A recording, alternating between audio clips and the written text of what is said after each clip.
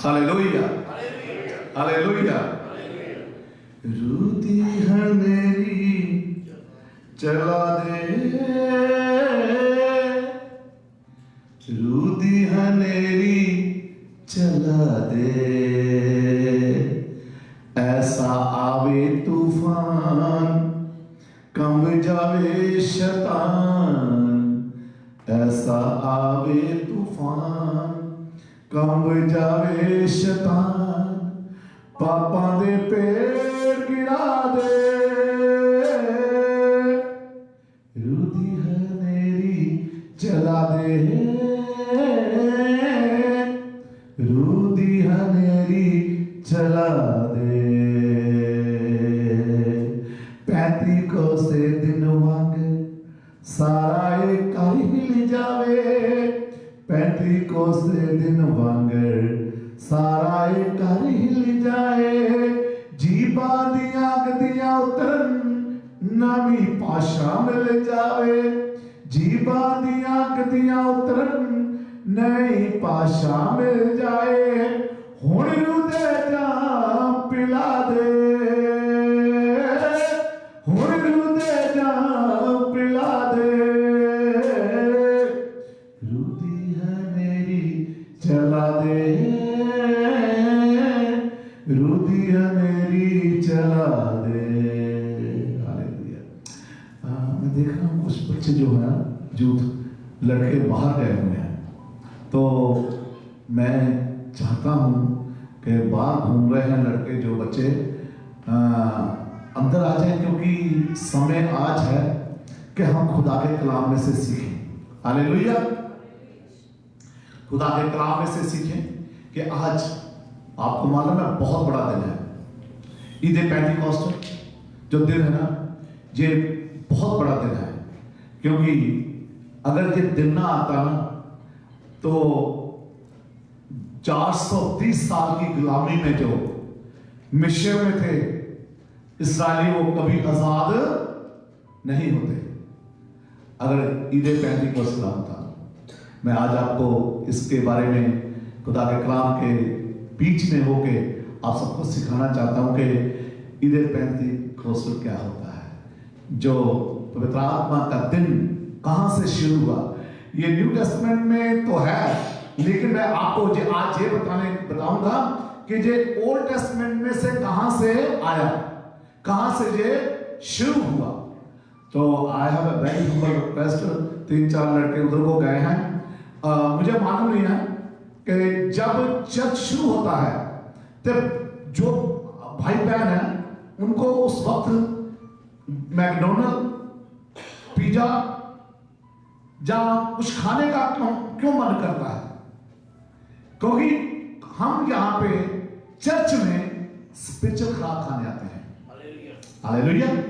जो लोग ध्यान रहता है उनका कॉफी, चाय, बर्गर, पिज्जा या ऐसी चीजों की तरफ, वो जो चीजें मेरे भाई और बहनों नाशवान है, ये निकल जाएगी संदास में।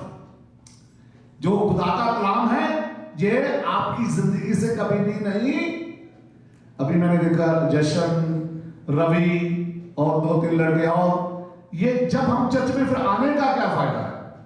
To be very frank with you guys everyone, अगर हम चर्च में आ रहे हैं तो फिर हमने चाहे कितना भी जरूरी काम है वो हमें नहीं जाना, चाहे कुछ भी हो जाए। तो मेरे अजीजों, मेरे भाई और बहनों, एज ए पास्टर मैं आप सबको ये बताना चाहता हूं, जब हम चर्च में आते हैं तो कानों में खुजली भी नहीं आनी चाहिए। हालेलुया। और इधर उधर की बातें भी नहीं हमारे दिमाग में होनी चाहिए। खुदा यीशु मसीह के पाक और समर्थी नाम में आप सबको बहुत सारी बरकत मिले। और मैं किसी से कहूंगा कि वो एक्ट चैप्टर 2 निकालें और चैप्टर 2 और वर्स 1 से 11 तक जिसको मिलेगा वो ऊंची आवाज से धीमे से पढ़े। हालेलुया। हाँ जी। जब पेंतिकोस्त का दिन आया, सुने, जब पेंतिकोस्त का दिन आया, ये जो वर्ष हैं वो लगातार पढ़ी जाएगी, उसके बाद हम वचन में जाएंगे। तो वे सब एक जगह। मैं चाहूंगा कि सिस्टर जी को माइक दिया जाए ताकि ऑनलाइन सुने, और चर्च में जहां पे बैठे पीछे तक सिस्टर की आवाज जाएगी। हालेलुया।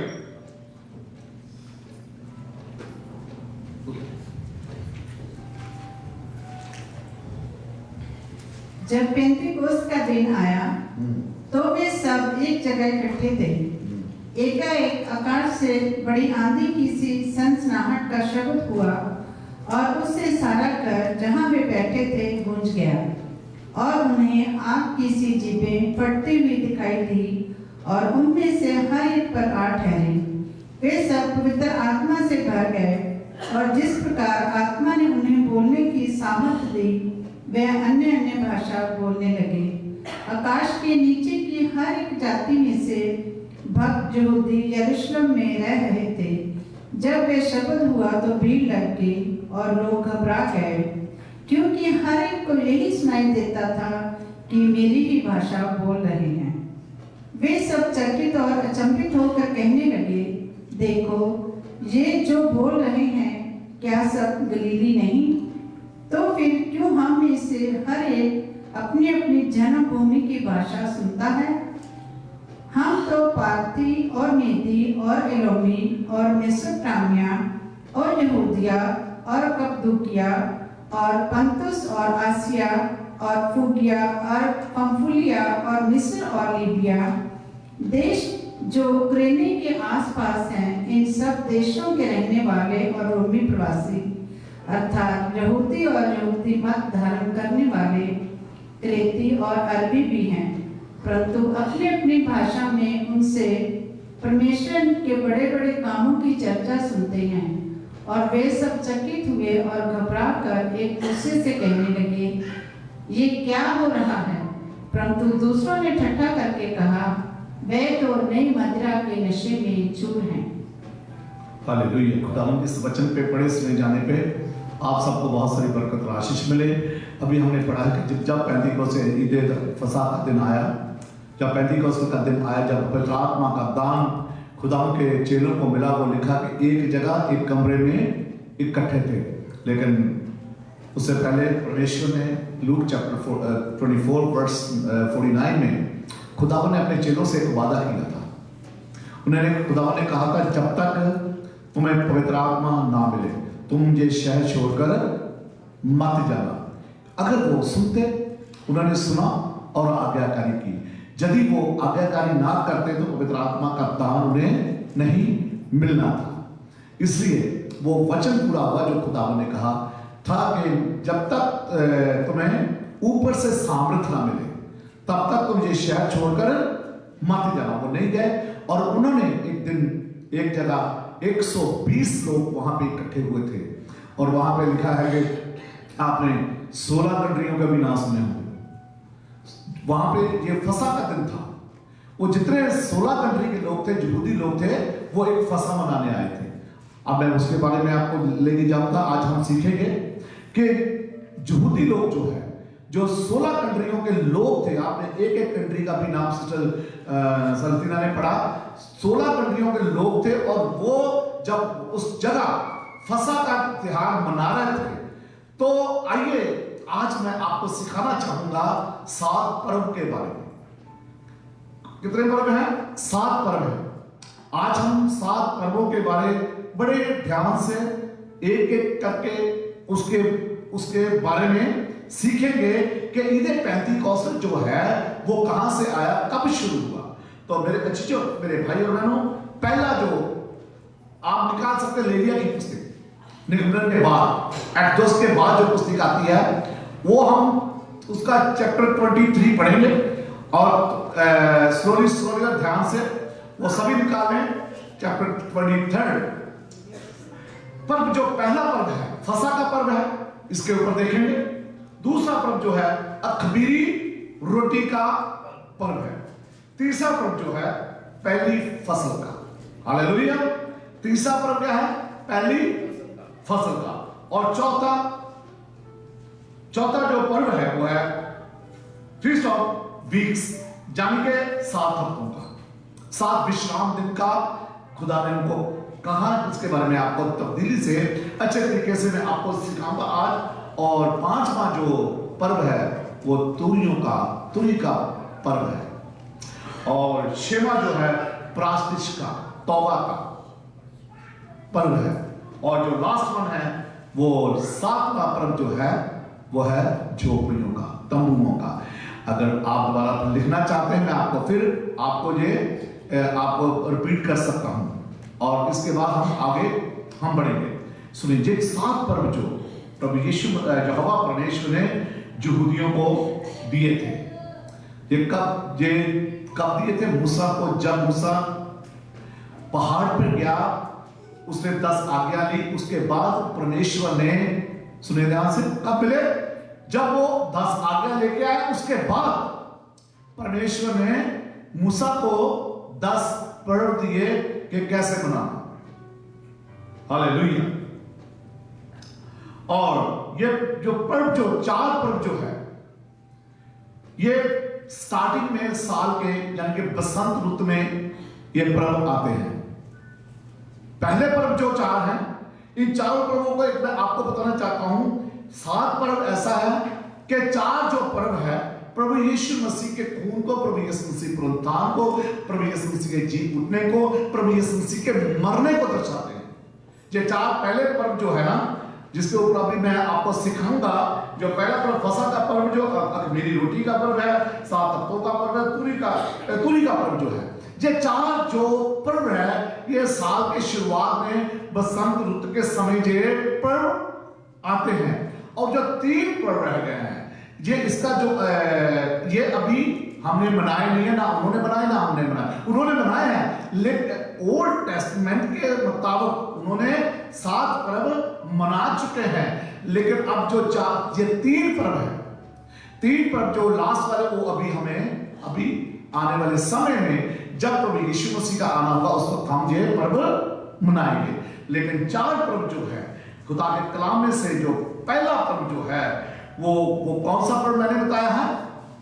फसह का पर्व। हालेलुया। कौन सा पर्व है? पहला पर्व जो है वो है फसह का पर्व। अब जैसे मैंने कहा, लेवी पुस्तक यानी कि लेविया चैप्टर 23 उसकी वर्ष 5 पढ़ेंगे मेरे साथ। पहले महीने के 14वें दिन को, पहले महीने के 14वें दिन को गोधूली के समय यहोवा का फसह हुआ करे, और उसी महीने के 15वें दिन को यहोवा के लिए अख़मीरी रोटी का पर्व हुआ करे। उनमें तुम 7 दिन तक अख़मीरी रोटी खाया करना। आमीन।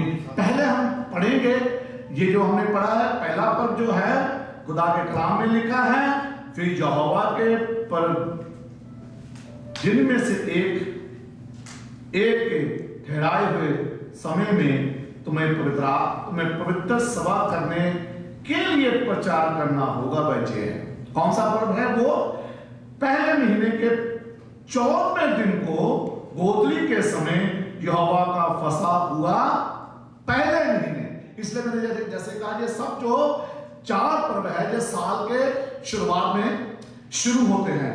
और जो पहला पर्व है, ये उसको दर्शाता है कि जब मूसा को खुदा ने कहा, जब अब समय आ गया है कि मेरे लोगों को राजा फिरौन की गुलामी से छुड़ा। वो बड़ा हैरान हुआ कि खुदावंद मैं चाहूं, मुझे तो बोलना भी नहीं आता, मैं कैसे उसको बताऊंगा? खुदावंद यहोवा परमेश्वर ने उसे कहा, तेरे बोलने का भी मैं इंतजाम कर देता हूं। जी, जो जब खुदावंद की चोन होती है, हम कहते हैं हम ये नहीं कर सकते। लास्ट भी खुदा के खादम में एक बात यहाँ पे गई थी, कौन सी याद है? कभी भी हमें अपने कभी भी कोशिश को नहीं छोड़ना, हमेशा उस काम को करते रहना। कभी ये नहीं कहना कि ये काम नहीं हो सकता, लेकिन आपसे नहीं हो सकता, मालूम है? प्रभु यीशु मसीह से हो सकता है, जिसने जमीन और आसमान को बनाया। आसमान का खुदावंद सब कुछ करने की सामर्थ्य रखता है। उसने ये व्यवस्था यहूदियों को दी। उस वक्त वो व्यवस्था के अधीन थे हम, इसलिए कुछ नहीं कर पाए। आज मैं और आप आसमान के खुदावंद उस प्रभु यीशु मसीह के अनुग्रह के नीचे हैं।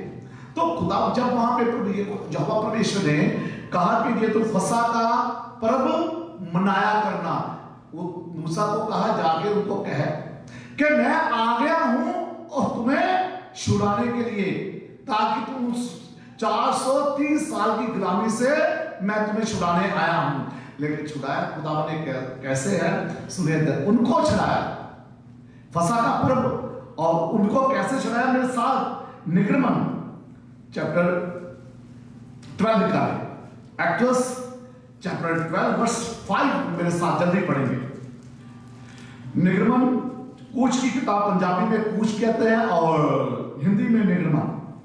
तुम्हारा मेमना, हाँ, खुदावन क्या कहता है, तुम्हारा मेमना निर्दोष और 1 वर्ष का नर हो, हाँ, और उसे चाहे भेड़ों में से लेना चाहे बकरियों में से, और इस महीने के 14वें दिन तक उसे रख छोड़ना। हाँ, तुम्हारा मेमना, प्रभु यीशु मसीह का कलाम कहता है, उनको क्या कहा भाई, एक कुर्बानी देनी है, एक कुर्बानी देनी है, एक मेमना लेना, 1 साल का, लेकिन मेमना कैसा हो, निर्दोष। ऐसे प्रभु यीशु मसीह निर्दोष था। कुर्बानी किसकी होगी, पापी की नहीं होती। आपको एक बार मैंने कहानी सुनाई थी, पापी की कुर्बानी नहीं होती, जहां अंधरक्षक की कुर्बानी नहीं होती, जहां जिसका अंग कटा हुआ उसकी कुर्बानी स्वीकार नहीं होती थी। एक बार बाद में एक राजा और उसका वजीर था, एक राजा और उसका वजीर था, तो वो कहने लगा कि राजा कि अच्छा हुआ कि हम दोनों साथ हैं, अगर एक दूसरे के साथ नहीं होते तो पता नहीं क्या होता। तो राजा ने सोचा तो किसी लड़ाई पे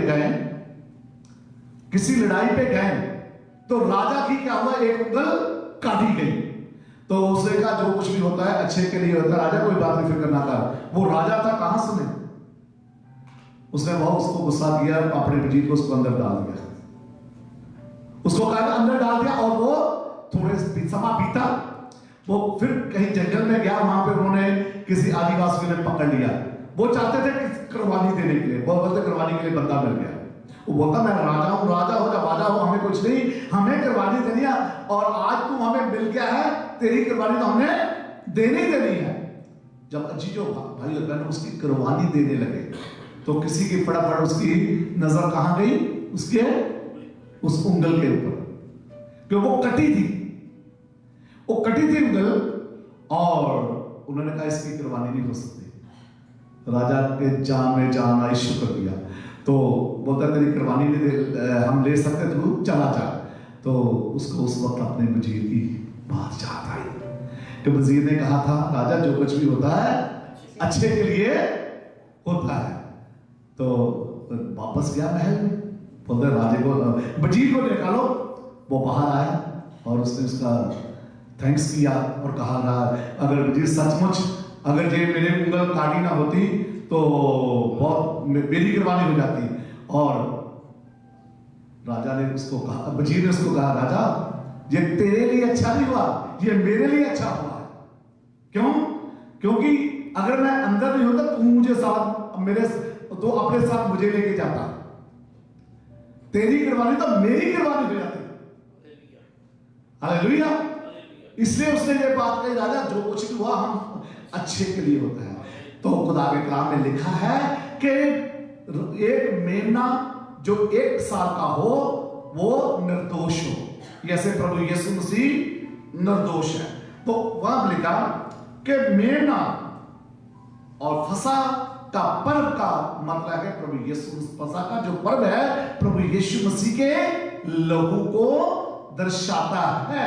यह उसी टाइम प्रभु यीशु मसीह की मौत को जब इस्राएली मिस्र में इस्राएली लोग गुलामी में थे, वो कैसे निकले, फिर इसकी 23rd वर्ष में ऐसा लिखा है, सुनिए ध्यान से।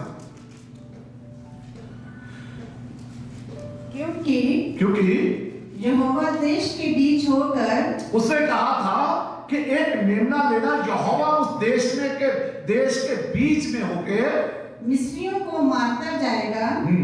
इसलिए जहां जहां वे चौखट के सिरे और दोनों अलंकों पर उस लहू को देखेगा, वहां वहां वह उस द्वार को छोड़ जाएगा और नाश करने वाले को तुम्हारे घरों में मारने के लिए ना जाने देगा। हालेलुया।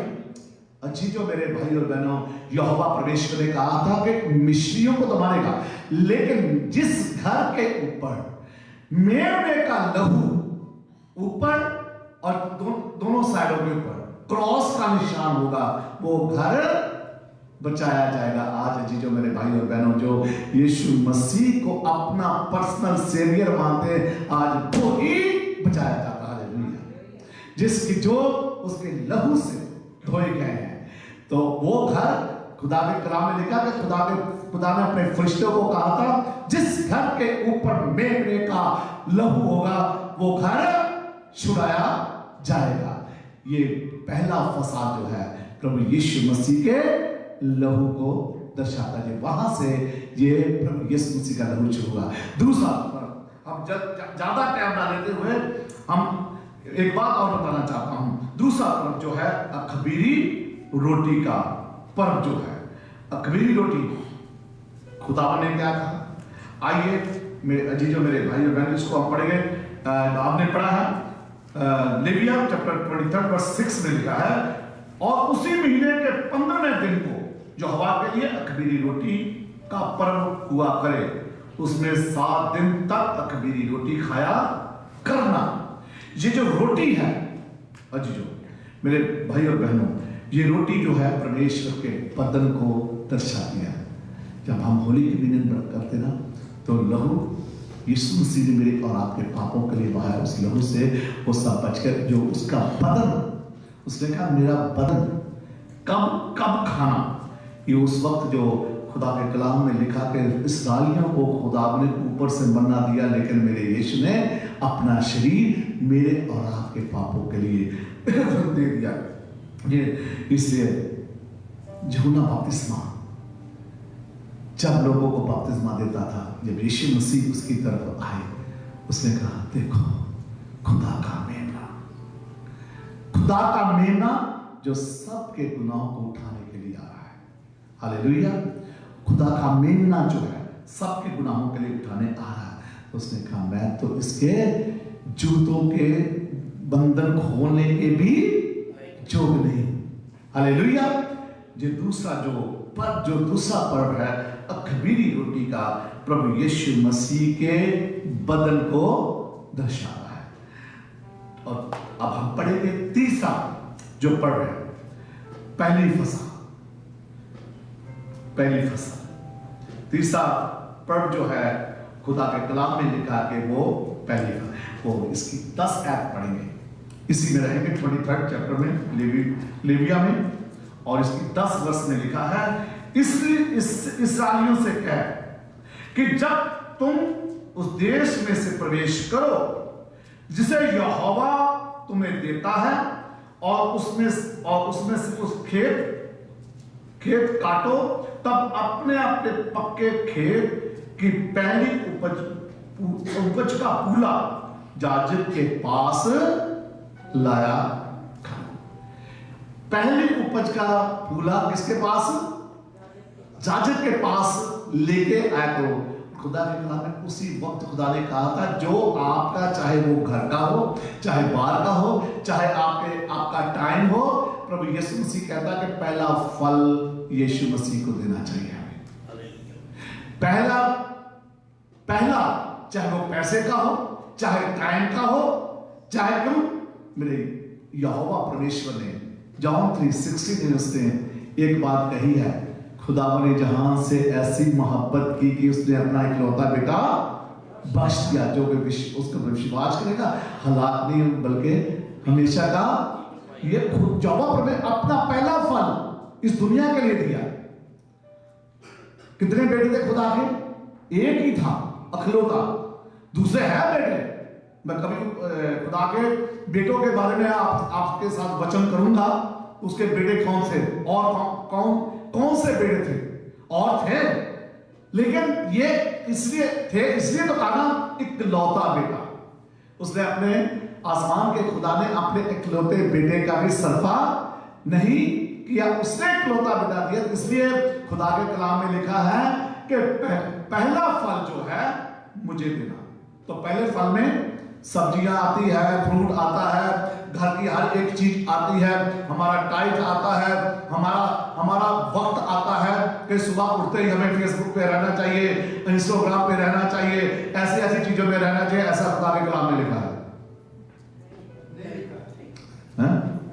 हाँ, ऐसा नहीं लिखा ना।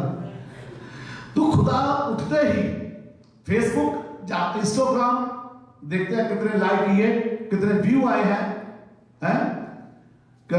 टिकटॉक पे कितने व्यू आ गए हैं। ऐसे खुदा के कलाम में लिखा कि पहला फल मुझे दो, हालेलुया।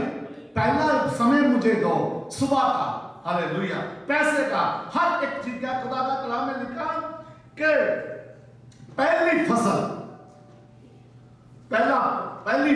पहली चीज, पहला फल मुझे दो।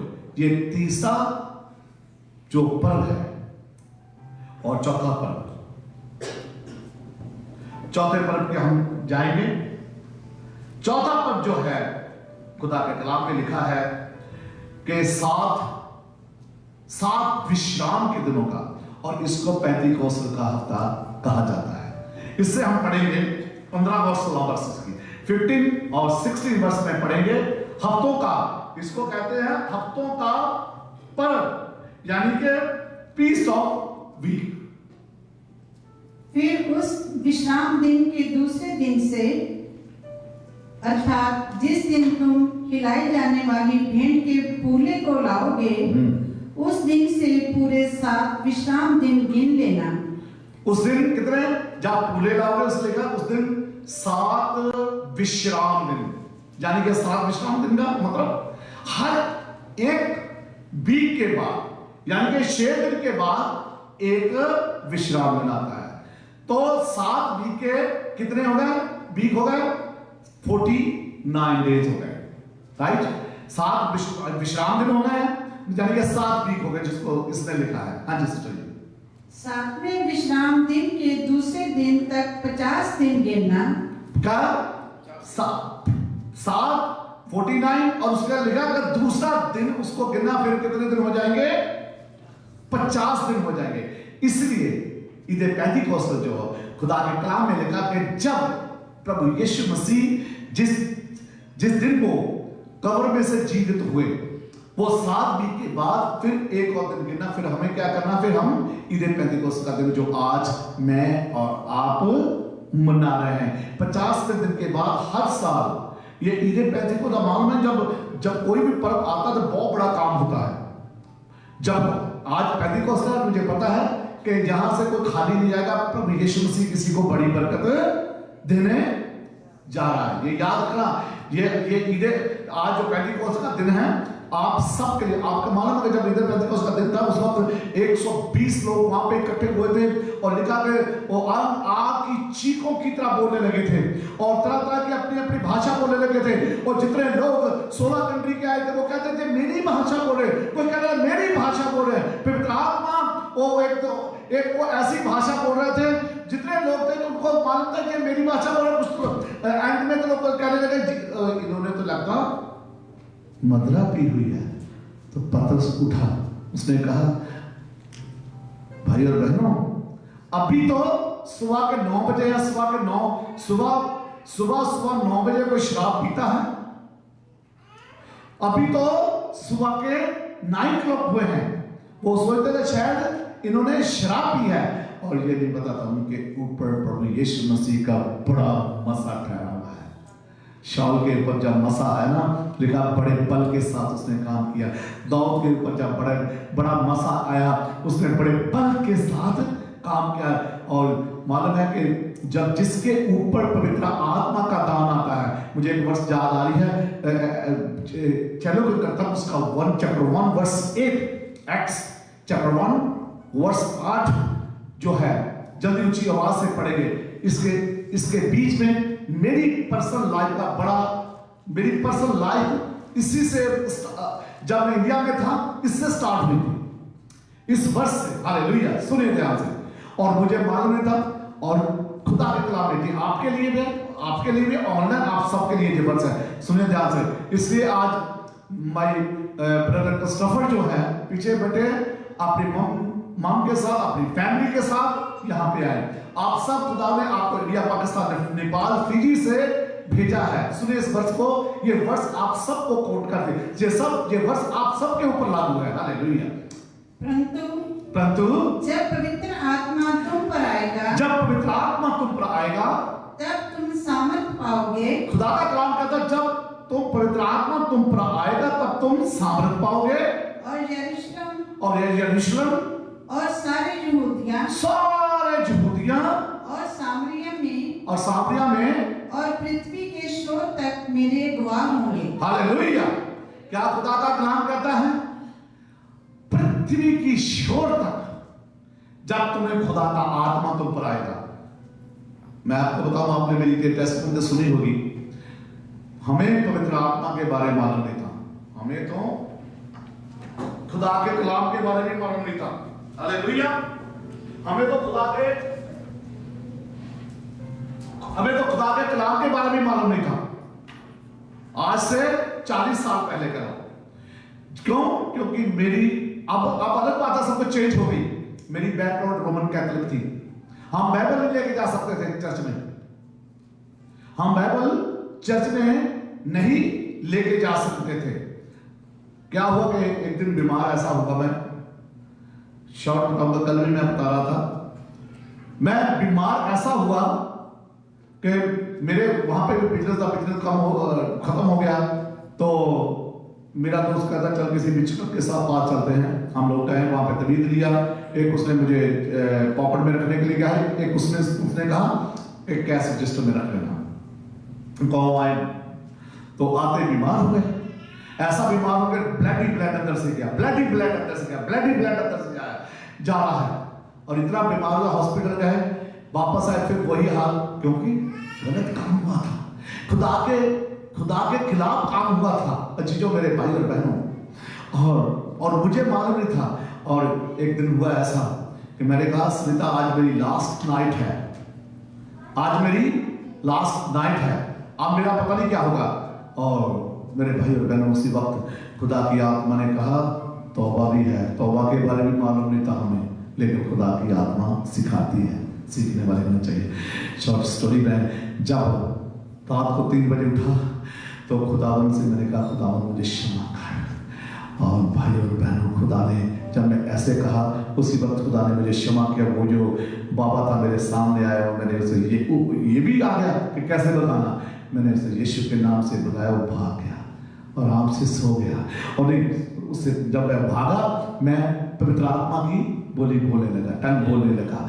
और ये सब कह रहे ये क्या पास्टर, ये पवित्र आत्मा ये क्या बोल रहा है? हमारे घर को तो मालूम, लेकिन सीता और इनकी नानी को मालूम था।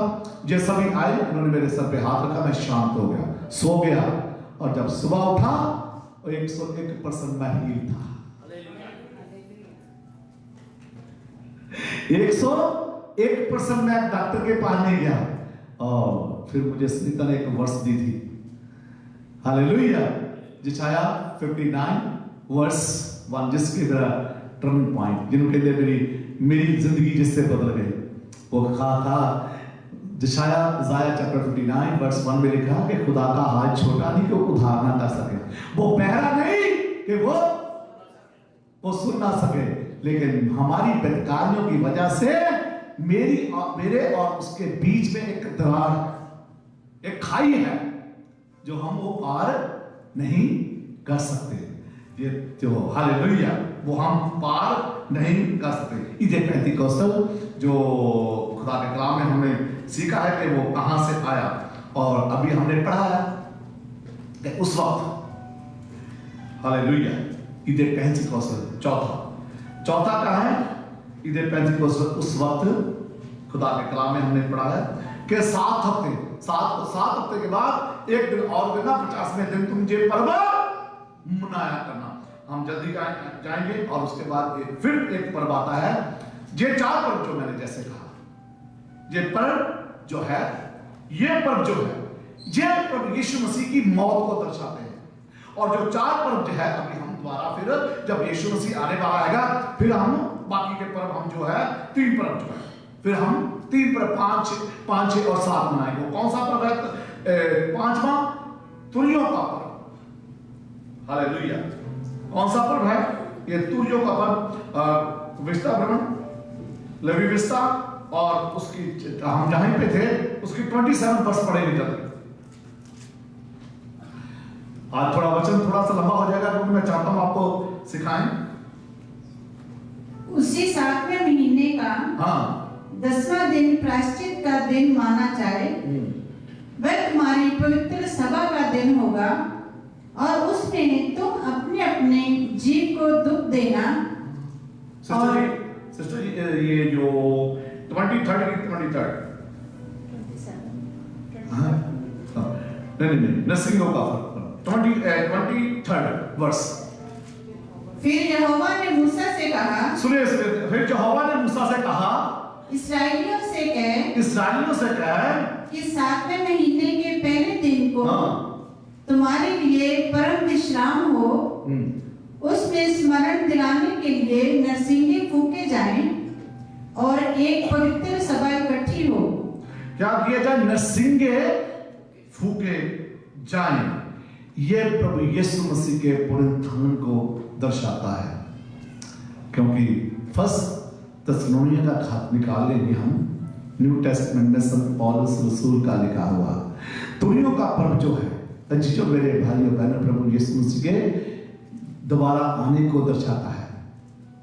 जब प्रभु यीशु मसीह आएगा, लिखा कि आखिरी नरसिंगा फूका जाएगा। और इसकी वर्ष जो है 16 वर्ष पड़ेंगे। फर्स्ट थिस्सलुनीकियों का खत उसका चैप्टर 4 वर्ष 16 जल्दी। क्योंकि प्रभु आप ही स्वर्ग से उतरेगा, उस समय ललकार और प्रधान दूत का शब्द सुनाई देगा, प्रधान दूत का शब्द सुनाई देगा। हालेलुया। क्या परमेश्वर की तुरी फूकी जाएगी, और क्या है? तुरी फूकी जाएगी, और जो मसीह में मरे हैं वे पहले जी उठेंगे। हालेलुया। लिखा कि जो मसीह में जब तुरी फूकी जाएगी, प्रभु यीशु मसीह जब बादलों के ऊपर वो आएगा। थैंक यू बेटा, थैंक यू फॉर कमिंग। मुझे मालूम नहीं आप लोग 3-4 लोग कहां से आए हैं, लेकिन मैंने कह चुका हूं कि जब प्रचार शुरू होता है तो यहां से कोई ना जाए, बैठा रहे।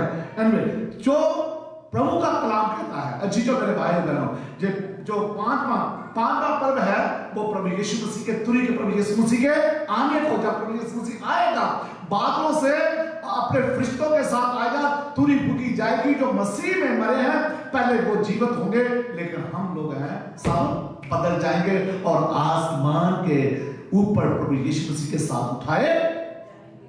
ये 5वां पर्व यीशु मसीह के पुनरुत्थान को दर्शाता है। और 6वां पर्व हम जल्दी खत्म करें, पश्चाताप का। हालेलुया। 6वां पर्व जो है वो इसकी 27, अब हम सिस्टर 27 पढ़ेंगे इसकी, उसी में जाएंगे 27। हाँ जी। उसी 7वें महीने का 10वां दिन प्रायश्चित का दिन माना जाए। वह तुम्हारी पवित्र सभा का दिन होगा और उसमें तुम अपने अपने जीव को दुख देना और यहोवा के लिए हव्य चढ़ाना। हालेलुया। खुदा का कलाम कहता है, जब तुम ये 6वां पर्व जो है वो पश्चाताप का पर्व है, उसमें खुदा का कलाम कहता है जो कुछ भी तुम करो जब वो पर्व मनाओ, और जो भी तुमने गलती गुनाह की उसमें अपने पश्चाताप करो, ताकि तुम्हारे पाप क्षमा किए जाएंगे। हालेलुया। और लास्ट पर्व जो है, जो मैंने कौन सा कहा था, लास्ट पर्व कौन सा था? कितने लोगों को याद है? हाँ जी, हाँ जी, झोपड़ियों का, तम्बुओं का पर्व। हालेलुया। टैबरनेकल जिसको कहते हैं, ये जो पर्व है इसकी 34 वर्ष पढ़ेंगे जल्दी। इस्राएलियों से कह कि उसी 7वें महीने के 15वें दिन के 7 दिन तक यहोवा के लिए झोपड़ियों का पर्व रहा करे। पहले दिन पवित्र सभा हो, उसमें परिश्रम का कोई काम ना करना। खुदा का कलाम कहता है जी जो मेरे भाई और बहन 7वां पर्व जो है तंबुओं का पर्व झोपड़ियों का पर्व, जिसमें उसने कहा कि तुम इस बात को याद रखना कि तुम्हारे पास घर नहीं थे, जब तुम्हें महल मिल जाएंगे, जब तुम्हें घर मिल जाएगा, तब अच्छी अच्छी गाड़ियां मिल जाएंगी, तो उस वक्त वो समय मत भूलना कि तुम पूरी दिशा में थे, तुम तंबुओं में रह चुके हो, तुम्हारा क्या हाल था। वो खुदा का कलाम कहता है कि जब तुम्हें बरकत मिल जाए वो अपने बुरे दिनों को मत भूलना। और खुदा के कलाम में लिखा है कि जो 7वां पर्व है जो टैबरनेकल जिसको कहते हैं कि प्रभु यीशु मसीह जब 1000 साल के लिए शैतान को बांध देगा, उस वक्त प्रभु यीशु मसीह का यहाँ पे राज होगा। हालेलुया। उस वक्त व्यवस्था जो मेरे भाई और बहनों, पेंतीकोस्त का दिन व्यवस्था हमें बांधती है। पवित्रता जो है खुदा के कलाम में लिखा है, निगमन मेरे साथ निकाले तो 2 ऐत पढ़ के मैं पवित्र कलाम को पूरा करना। व्यवस्था, तब हम व्यवस्था के अधीन थे। मालूम है व्यवस्था जब दी गई, जब मूसा से उन्होंने इस्राएलियों ने जब उनसे बात नहीं मानी, उन्होंने बछड़ा बनाया, फिर उसको क्रोध आया, उसके बाद जब उसने बात नहीं मानी, लिखा है कि 3000 लोग हाँ जी निगमन चैप्टर 32 28 वर्ष में लिखा है। सुनिए, निगमन चैप्टर 32 वर्ष 28 में लिखा, मूसा के इस वचन के अनुसार लेवियों ने किया और उस दिन जो बगावत की, उस दिन लिखा 3000 के अटकल लोग मारे गए हैं। 3000 के लगभग लोग मारे गए। लेकिन जब पेंतीकोस्त के दिन जब उन्हें पवित्र आत्मा मिला तो 3000 लोग तो बोलो ये है अनुग्रह, ये है परमेश्वर का अनुग्रह, ग्रेस, उसकी कृपा। उसकी कृपा जब होती है तो हम बचाए जाते हैं। हम व्यवस्था के अधीन, शरा के अधीन नहीं, अब हम क्या है, पवित्र आत्मा के अधीन है, खुदा यीशु मसीह के अधीन है। इसलिए खुदा के कलाम में लिखा है जॉन 14 में, मैं जा रहा हूं तुम्हारे लिए मददगार भेजूंगा जो हमेशा तुम्हारे, हालेलुया, मैं जा रहा हूं तुम्हारे लिए एक मददगार भेजूंगा। पवित्र आत्मा का दिन जो है आज, तो जी जो अभी तक अगर किसी को पवित्र आत्मा ने न मिली, आपका बपतिस्मा नहीं लिया, तो हम लोग अभी अधूरे हैं। हालेलुया, हम लोग अधूरे हैं। अगर आज कोई चाहता है कि मुझे भी पवित्र आत्मा का दान मिले, आज कोई चाहता कि पत्रस ने, मालूम है जब पहले 3000 मिले बचे और 3000 को उन्होंने बपतिस्मा, कोई पत्रस जो भाग रहा था आगे वही पत्रस, क्योंकि सामर्थ्य नहीं थी उसके पास, उन लोगों के पास पवित्र आत्मा नहीं थी। जब पवित्र आत्मा मिली 12 से 12,000 करोड़ हो गए। हालेलुया। अब हर जगह क्रिश्चियन जी जो जब पवित्र आत्मा मिलेगी आपको दिलेरी का आत्मा मिलेगा। कहते हैं पास देखो पता नहीं कहां भाग जाता है, क्योंकि खुदा की आत्मा है। क्योंकि जो मैंने कहा था ना, जब मुझे पवित्र आत्मा मिली दिया में, तो उसने मेरे प्रभु यीशु मसीह ने मुझे दुनिया के शोर तक घुमाया और मैं उसका गवाह ठहरा। आज भी उसका गवाह हूं, उसकी टेस्टमनी देता हूं, क्योंकि प्रभु यीशु मसीह ने मेरी जिंदगी को ऐसा बनाया कि मैं उसके नाम का होका दूं। जब अगर आज अभी तक किसी ने तौबा नहीं की, समय है कि अपने पापों से तौबा करें। अगर अभी तक किसी ने अपने प्रभु यीशु मसीह को अपना उद्धारकर्ता नहीं माना, कल का कोई भरोसा नहीं, कल क्या होगा। लेकिन आज समय है मेरे अजीजों भाइयों बहनों, अगर आप चाहते हैं कि प्रभु यीशु मसीह आपको बरकत दे, उसको अपना पर्सनल उद्धारकर्ता मानना पड़ेगा। अगर आप चाहते हैं कि परमेश्वर आपके अंग संग हो, परमेश्वर आपकी दुआओं को सुने, अगर आप चाहते हैं, कोई भी चाहता है दोबारा फिर अपना डेडिकेशन करना चाहता है खुदावन को, अपना जीवन वो अपना हाथ उठाए और मैं उसके लिए दुआ करूंगा। और अगर आप चाहते हैं कि आज प्रभु यीशु मसीह आपकी जिंदगी में बड़े बड़े काम करे। Thank you, God bless you. आइए हम सब जिन्होंने हाथ उठाए, अगर अभी तक एक बार फिर मैं होकर देना चाहता हूँ, खुदा का कलाम कहता है हालेलुया मेरे अजीजों मेरे भाई और बहनों, तौबा करो और बपतिस्मा लो ताकि तुम बचाए जाओ। अपने आंखों को बंद करेंगे और मैं अपने दुआ। खुदावंद जिन तेरे बच्चों ने आज प्रभु जी तुझे अपना जीवन दिया और अपना उद्धारकर्ता माना, प्रभु आज इनके ऊपर वो कृपा हो जाए जो अब्राहम, इसहाक और याकूब के ऊपर थी। वो कृपा हो जाए अलीशा वाली, वो कृपा हो जाए प्रभु यीशु मसीह खुदावंद एलिया वाली। प्रभु जी एक एक को टच कर और एक की जिंदगी को बदल दे। हर एक इनके अधूरे कामों को आज पूरा कीजिए। एक को बरकत देता हूं यीशु मसीह के पाक और समर्थ नाम से मांगता हूं। सभी कहेंगे आमीन, आमीन।